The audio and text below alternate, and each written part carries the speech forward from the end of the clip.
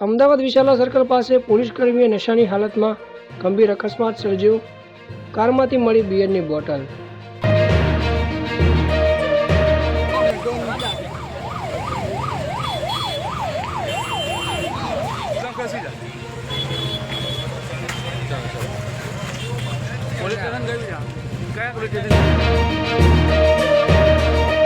અમોલી નંદનગરમાં ભારે વરસાદથી ભૂસ્ખલન, અડધા ડઝન ઘરો ધરાશાયી, 5 લોકો લાપતા.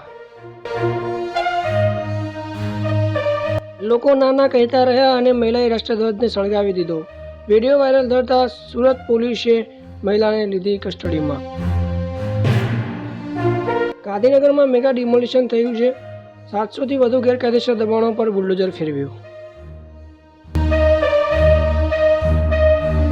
મહિના બાદ અમેરિકાથી આવ્યા ખુશ ખબર. સોનાથી લઈ અને બધા પર જોવા મળશે અસર, ઘટશે EMI. કેન્દ્રીય કર્મચારીઓ માટે મહત્વના સમાચાર.